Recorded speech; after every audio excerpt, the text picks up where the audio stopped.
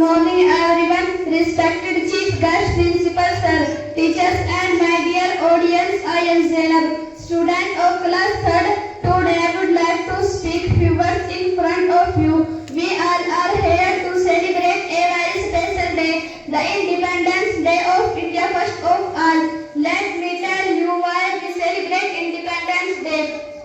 Many years ago, India was under the rule of Britishers. Our great leaders like Mahatma Gandhi, Jawaharlal Nehru, Maulana Abdul Kalam Azad, Ashfaqullah Khan, Sheikhul Hind, Maulana Mahmud and Hussain Ahmad Madani, and many others fought bravely to free our country from British rule. And after a long and hard struggle, India finally achieved its freedom on 15 August 1947. Since then, Independence Day is getting celebrated on this day. The entire nation comes together to remember and honor all those great leaders who sacrificed for our